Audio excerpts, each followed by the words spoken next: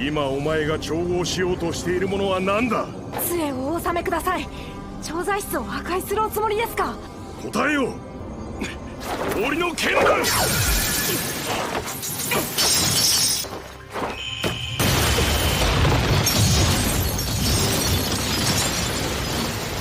He was the best doctor in the world, striving to cure all diseases. But one night he died from overworking himself. When he woke up, he found himself in a new body, along with the ability to heal any disease. With this power, he sets out to fulfill his dream of creating a world where no one has to suffer from illnesses.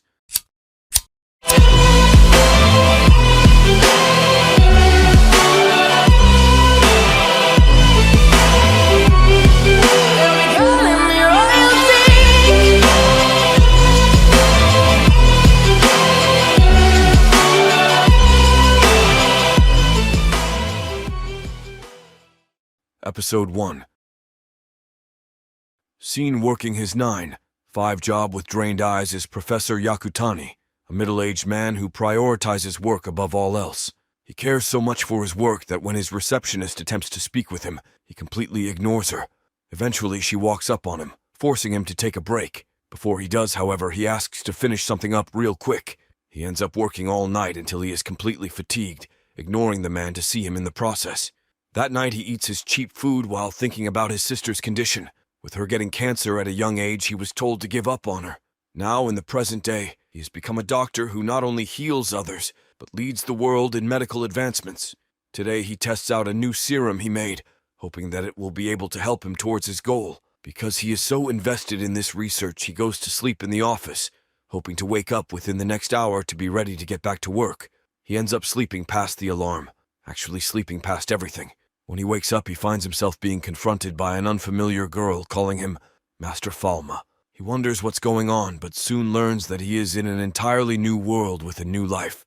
Instantly upon realizing this, he runs to the window, wanting to see what kind of world he ended up in. After seeing the outside world, he asks the girl to show him a mirror and explain who he is, claiming to have lost his memory.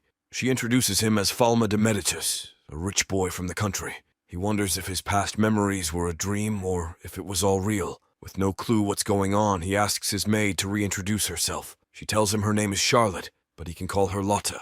Now, with this out of the way, he inspects his injured body and finds the same markings he wrote in his past life. He scribbles it off and makes him realize that he really is in another world. Following this, he washes off until Lotta notices a strange mark on his shoulder. She recognizes it as a gift from God, causing her to get down on her knees and pray. She explains that this mark is the mark of the god of medicine, telling him he needs to pay his respects. Before he does this, he decides to look around more of his house to see what's going on around here. During their walk, she informs him that he is a part of the Archduke's family, which prioritizes pharmacy. She then shows Falma his family members and explains their various achievements. His brother in particular studies at one of the most pristine academies in the world, making him a sort of big shot. Before we continue, let's take a moment to answer the question of the day. You could carry any skill into a new world from this world, what would it be? Comment down below for a chance to be shouted out in the next video. Now, back to the recap. He acts like he has no clue of this, making Lotta wonder if he lost all of his talents.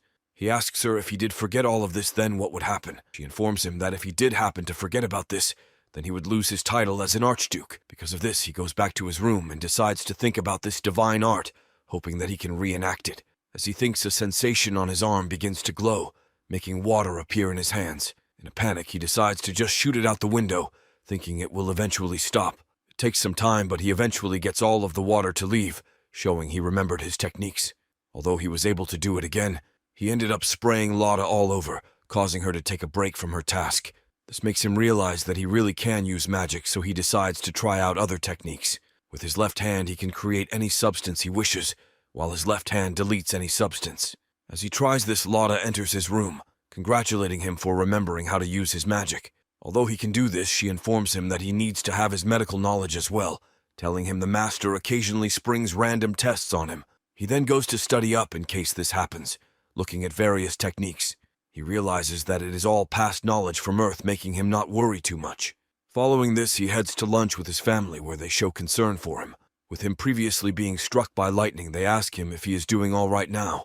They then go on to eat lunch and show their various techniques, making Falma jealous. He wishes that he had a life like this in his past life. His dad then asks him a question about medicine, hoping to confirm he is still up to speed with his knowledge. Because he read a bit of that book, he is able to explain the question in full detail, making him confirm that he didn't lose all of his knowledge. With this in mind, she orders him to continue his training with training under Ellen. Later that day, he goes to meet with her, where she instantly notices something is up. She asks him what happened to his previous self, claiming that he seems like a completely different person. He explains that because he was struck by lightning, some of his memories are jumbled up. She accepts this and decides to reteach him the divine art skills. Within this world, there are various gods that bless people by giving them different divine arts, the 4 basic elements, and also one called non-divine art. She informs him that nobody within the past 300 years have had this technique, explaining he doesn't need to worry about it. He instantly thinks of his creation skills, so he wonders if he has this power. They then head to a lake to practice magic, where she asks where his wand is. He didn't know that he was supposed to bring it, so she presents him with her own wand. She then displays the divine art to him, causing a large amount of water to appear in her wand. Like he had previously done, she makes a large sum of water, shooting it into the lake. He becomes impressed, but she tells him that he was able to easily do this much before. With this being said, she hands him the wand and asks him to try. It doesn't take him long before he calls upon the water and surrounds himself with it. It causes a massive explosion, making not only Ellen impressed but himself as well. With such a large quantity of magic, she asks what happened to him. She asks how he did it without an incantation, wondering if he got blessed up by getting hit. She then presents a different kind of wand, asking him to hold on to it. He does so, and instantly magic begins flowing through the wand, but it soon breaks. This makes her realize that he has the ultimate power with no capacity for his mana amount. She explains that nobody in the world has ever broken this wand before, so she decides to inspect his body. She soon finds the mark left by the lightning, causing her to be stunned. She tells him to never reveal this to anyone else, claiming it is something super important. They then head back to the estate, where she stumbles around like Velma from Scooby-Doo. Upon seeing this, he decides to try and see if one of his previous techniques work. He asks her to put her hands around her eyes, which makes her vision better.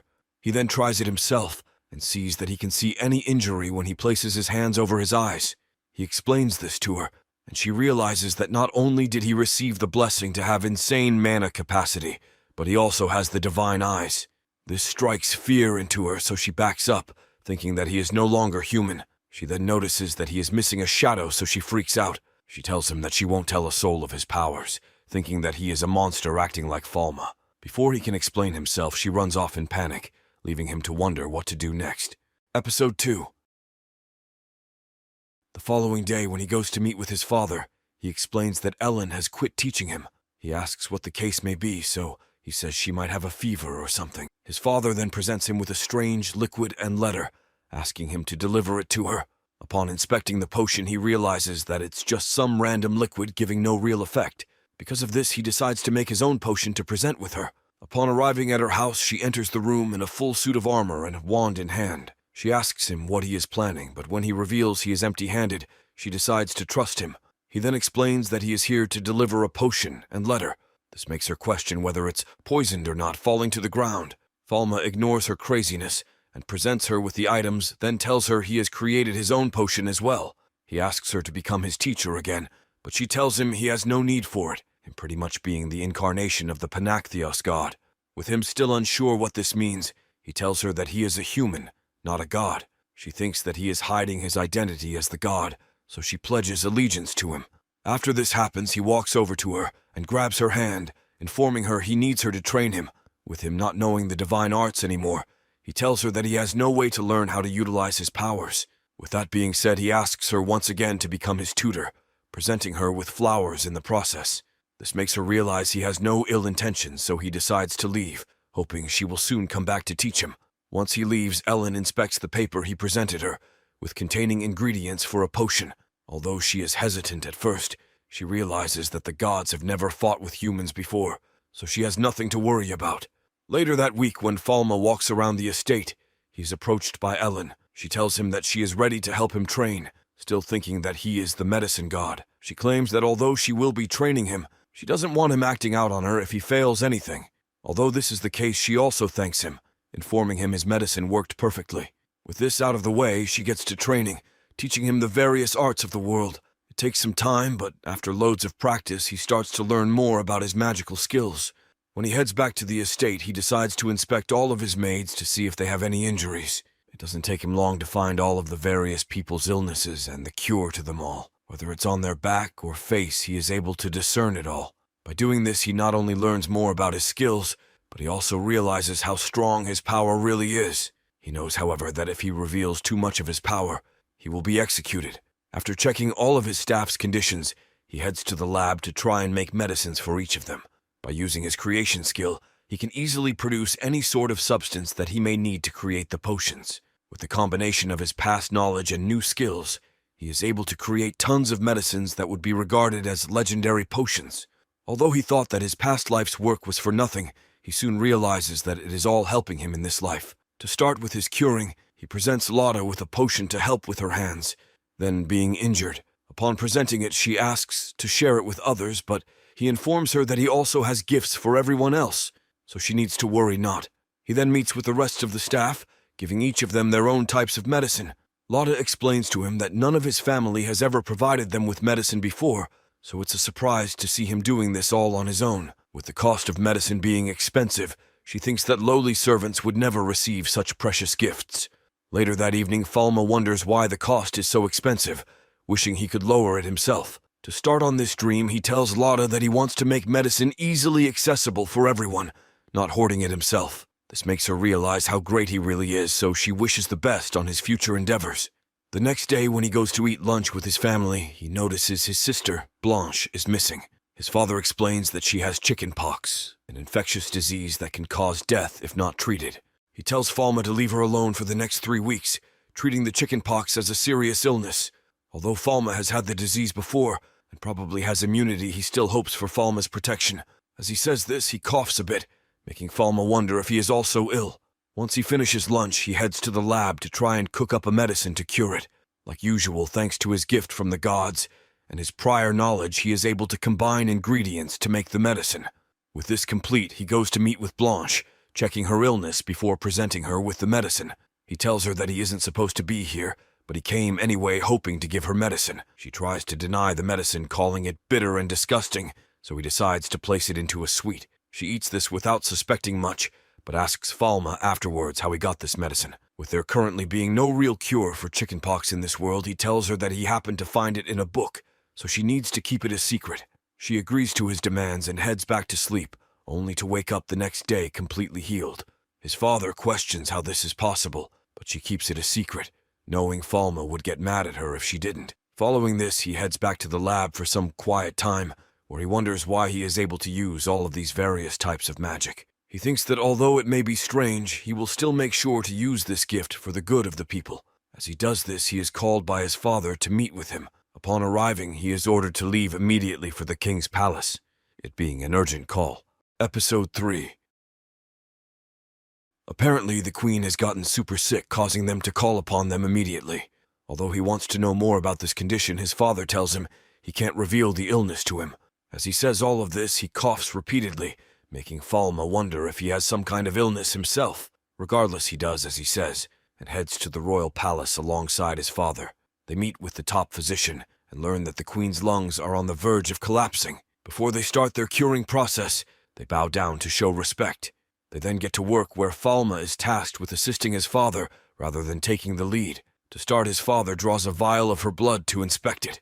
By releasing his magic into it, he learns of her illness and is soon able to create a potion to hopefully cure it. This doesn't seem to work, however, so they tell each other because the stars aren't aligned, her time is near. To hopefully slow her death down, his father makes a potion for anesthesia. Although he has no cure, he tells the queen that she will soon be treated. He then places the mask over her and plans on lowering her pain by putting her to sleep. This angers Falma, wondering why nobody is trying to create a cure. Because of this, he uses his divine eyes to inspect the queen, where he soon learns that she has cancer, pneumonia, and tuberculosis. With all of these illnesses, he wonders if he can treat her, but he knows his efforts will be better than the current medicine they are giving. As they talk of the cure, the rest of her family run inside, asking her when she will get better. The prince cries by his mother's side, making her realize how severe her situation really is. With nobody being able to do anything, they all look at this moment with saddened eyes, causing Falma to act. He approaches the queen and tells her that he thinks he may have a cure to help her. The others protest his advances, claiming such a medicine doesn't exist. She insists, however, telling them that it doesn't hurt to try. While everyone else tries to ignore Falma, she persists, asking Falma to give it a shot. Now, with her permission, Falma gets to work, crafting up the medicine he thinks will work. To hide his skills, he makes sure to block the door in order to not raise any unnecessary suspicion. While nobody is around, he uses his divine art to make the medicine, but he is soon interrupted by his father. He breaks down the door and demands that Falma explain himself. He claims that there is no disease in this world to cure the White Death, showing he knew her illness the entire time. This makes Falma recognize that although his father couldn't cure her, he still has the skills to discern her illness. His father tells him that it's rude to try and give a dying person meaningless hope. Falma ignores him and continues with his crafting, following his recipe by hand. As he does this, his father gets more enraged, demanding that he explain himself. He tells Falma that if he can't explain himself, then he will think of it as poison. Falma refuses to answer, so he strikes, but Falma stops his attack, using his blessed powers. After this, he creates a wall of ice, preventing him from attacking anymore. This makes his father realize that he isn't his same son, so he asks who he is. As he does, however, he sees a notebook on the table containing various medicines. Falma explains that when he was struck by lightning, he received a divine revelation granting him the knowledge to cure any diseases. He then notices the mark on his arm and realizes that he received the god's blessing. With this knowledge, he tells Falma that he will trust him for this moment. He reminds him how much is at stake here, so he mustn't mess up with this medicine. Now, with his father's trust, he relinquishes the spell and shows that he not only has the power of creation, but also deletion. This makes him ask once again if he is his son, wondering how he changed so much in such a short period of time. Following this, Falms enters the room and presents the new medicine to the queen, hiding his face in the process. Once he enters, the queen orders him to give her the medicine already, knowing her time is near. Falma then walks up to her and shows the goods, making everyone wonder if he is serious. His father then enters and assures the others that his son's skills have already surpassed his own, asking them to trust him. To start his curing, he shows her a mini magnifying glass to allow her to see the virus up close. After doing so, she presents it to her head doctor, where he also is stunned to see what's under the glass. He presents it to the rest of the people in the room, who are also surprised by this. Falma explains that what they see is the actual disease up close, magnified to the extreme. With this, he tells her that he can cure her, but it will take around a year for it to be fully cured. Now that all of this is said and he proved his skills, he presents her with the medicine. On top of this, he presents her with the medicine and drinks it first to ensure it's not poisoned. She then drinks it, and Falma claims to the others that the White Death is no longer an incurable disease. This makes all of them surprised, so they all ask him questions about the magnifying glass and how he managed to create a cure. After this is done, he heads back home where his father wonders what happened to his son. He knows that although he looks the same, he has definitely changed. Falma previously being a fragile boy, he tells himself that he will do better from now on, wishing to have a better relationship with his son. Upon arriving home, Falma then presents his father with medicine for him, asking him to take it. Before he accepts it, his father tells him that he knows he is blessed by the god, so he will trust him. Father accepts this greeting and the two share a heartfelt moment together. Episode 4. 3 months after he visited, the Queen Falma has created various new medicines for the world. Whether it's advancing previously made medicines or creating new ones entirely, he is helping the world little by little. He also claims to his father that this medicine can be made by anyone, rather than just those blessed with the divine art. Apparently this whole time he has been saying he is simply following the will of the medicine god. Although he is making all of these new medicines, his father tells him if he solves everything, then people might try to assassinate him. He tells Falma that although he treated the queen's illness, it's said that the illness was brought into the palace intentionally. This makes Falma question it, however, claiming that it's only about a 10% chance for someone to get the disease, even if they are directly exposed. He then leaves to treat the queen, leaving his father to think to himself. He wonders how someone could possess such knowledge, unless they are the god themselves. Falma, on the other hand, arrives at the palace where he goes to meet with the queen. Before he treats her to Noah, one of the queen's sons asks to speak with Falma for a minute. He brings him to the side and tells him he has some tea to spill. Apparently because of his efforts, the queen is planning on giving him a reward. This makes Noah tell him how great it will be, explaining that saving the queen is one of the most important feats one can do. He informs him that he can have anything in the world as a reward, so Falma asks him to let him open his own pharmacy. He says it's his dream to treat everybody in the world regardless of their standing. After this, he goes to meet with the queen, who looks to be in much better condition than she previously was. With her in high spirits, Falma makes sure to remind her that, although she is getting better, his medicine isn't omnipotent. With it having the potential to go wrong at any moment, he asks her not to value him too highly.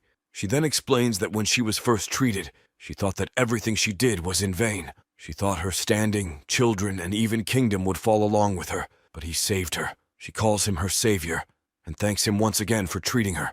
With this being heard, Falma proposes his dream to her, claiming that with her help, he wants to make others experience being cured even when all hope is lost. Once this is said, he leaves the room reminding her that despite his medicine, humans will always advance towards death. As he says this, she sees his past self speaking, making her wonder if he is the medicine god in human form. Several months after these events, the queen is fully recovered from the White Death. She presents Falma's father with a note entailing something important. With this being Saif, she wants him to come speak with her directly before an audience. Upon entering the throne room, he finds all of the kingdom's most important nobles standing before the queen. Firstly, she announces Bruno, Falma's family, with an upgrade to his previous title, along with lots of land.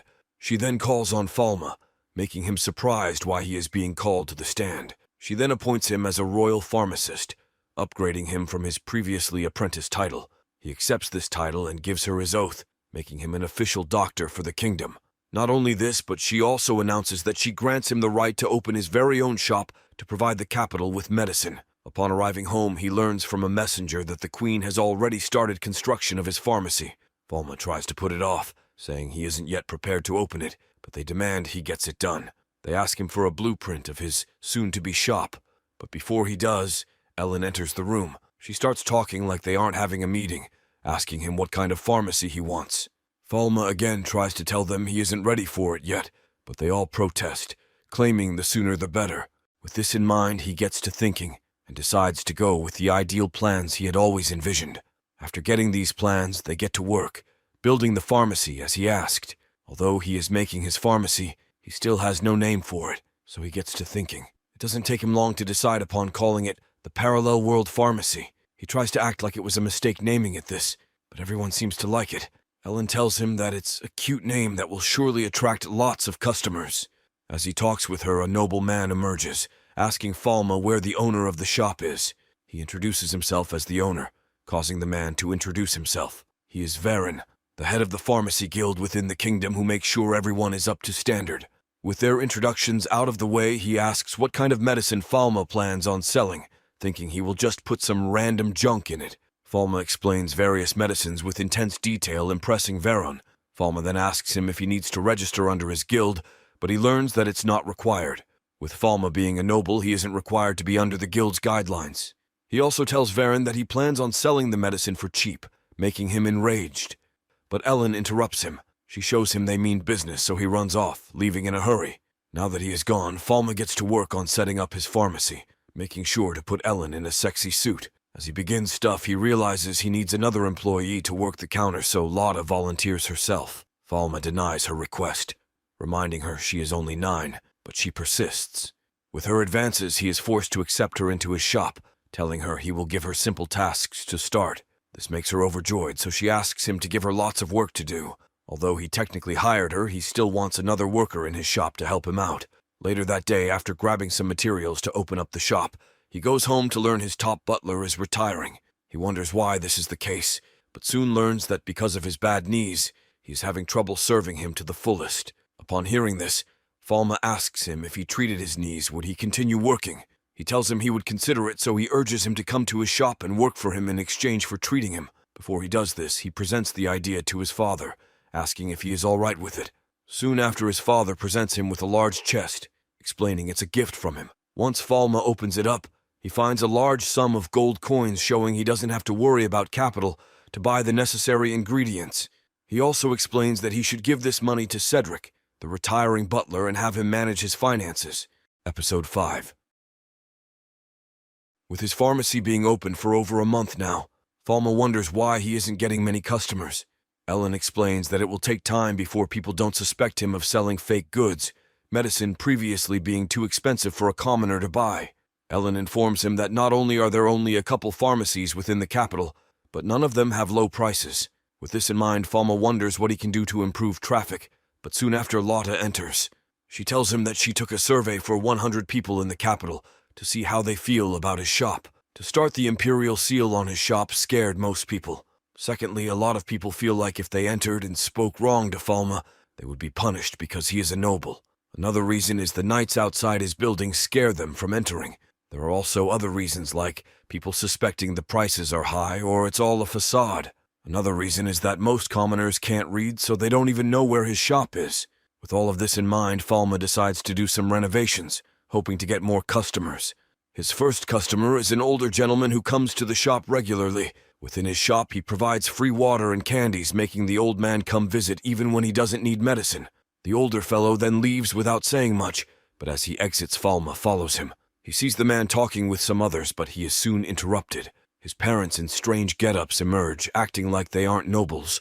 He recognizes them immediately and welcomes them inside, giving them a free peek of his business. He shows him the first floor, then the others where he is able to accommodate any kinds of needs.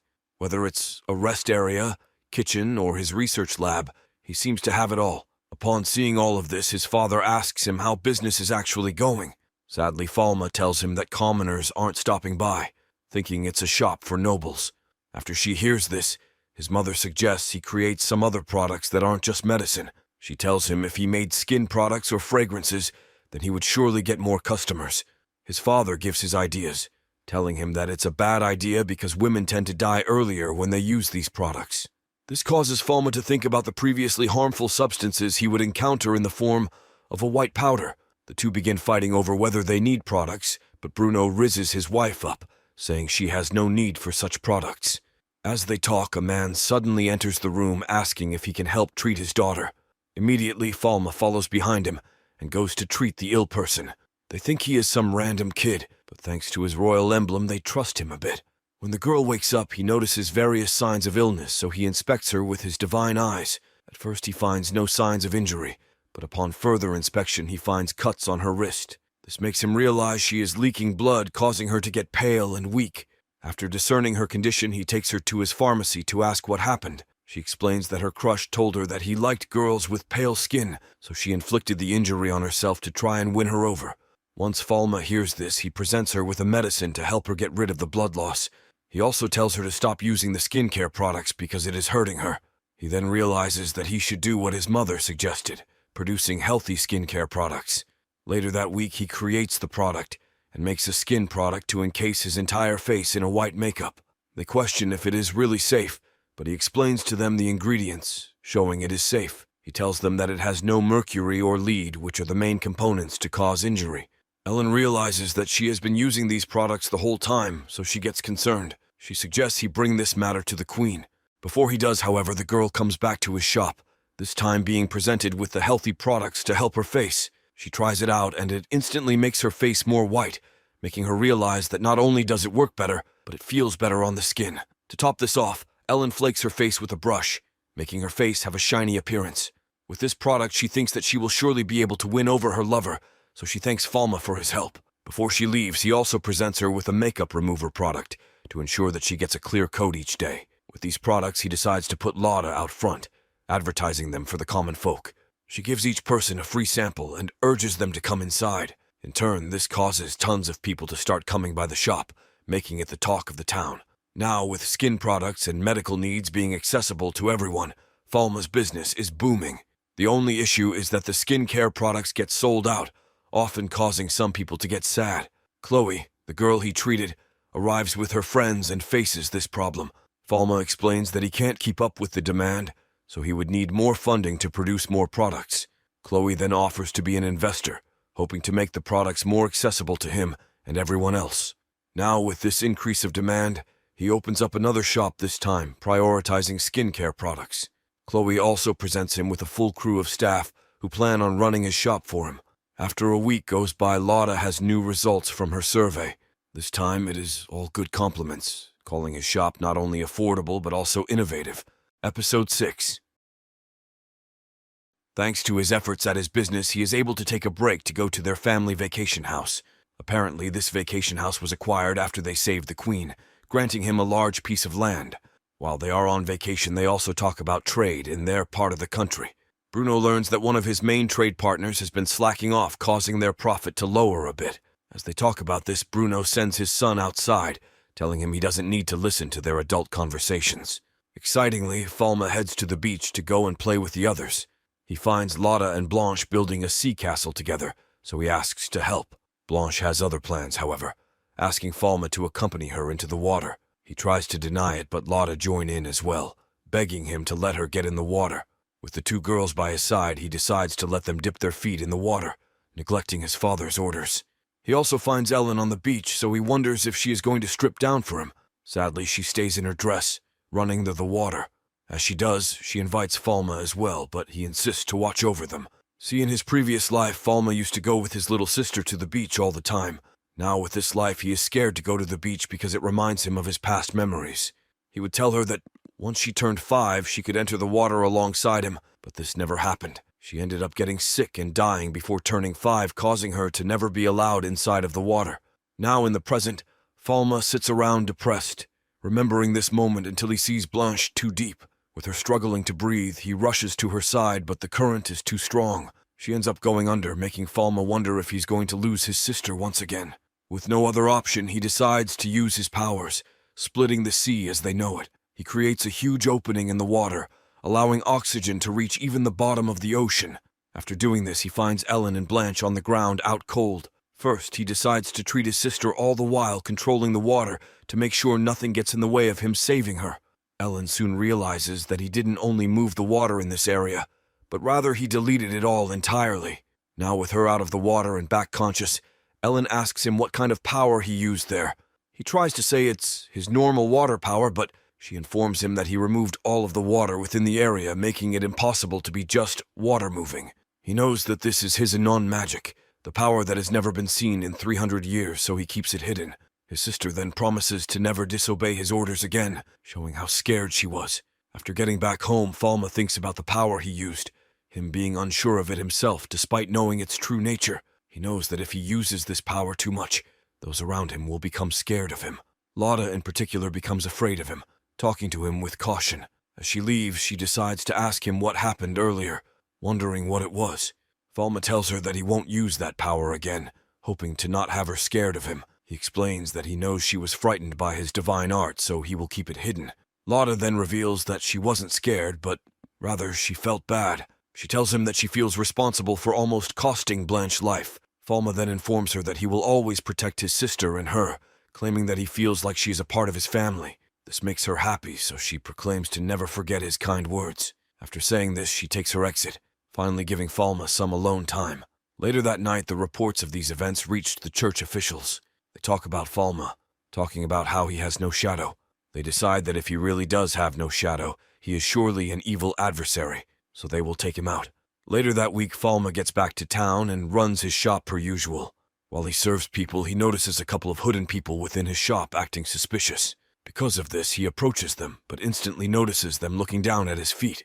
They then leave without saying a word, causing Falma to ask the others if they know anything about them. Ellen explains that their robes match the description of some temples that persist, but none that she has seen before. Upon hearing this, Lotta suggests they tell the guards about what happened, hoping to prevent any issues. With this knowledge, the guards go about their usual duty, thinking nothing is abrupt. When they open the gates for the morning as usual, they find a carriage barging inside. They immediately report this to Falma, making him wonder what's going on. Bruno concludes that it must be the act of someone jealous of Falma's feats. He decides to inform the queen of this, but first he asks Falma if he knows who could be behind it. Falma suspects the pharmacy guild, but also knows the robes don't match, so he still is unsure. With this in mind, he decides to keep his knowledge to himself and do his own investigation. He starts by checking out the damage where he finds his shop destroyed with tons of mud inside of his shop. With it destroying the storefront and all the merchandise inside, he is forced to start again from scratch. Despite all of this, his usual customers still come by this time, offering to lend a hand. Within a day, various people from the capital come by to help clean up, making it much easier to get back on his feet. As he cleans, a lady runs into the square, telling him her father collapsed last night. She asks for his help, so he knows he has to go and lend a hand. With all of the other townspeople offering to watch his shop, he heads out alongside her, hoping to cure her illness. As he travels alongside her, she tells him to go off trail, leading to an open field. After some time, he begins to wonder what's going on, so he asks the girl where her father is. Before he gets a response, however, she is gone, and he is confronted by a group of robed priests. They ask him if he is the shadowless boy from the sea, showing they know his true identity.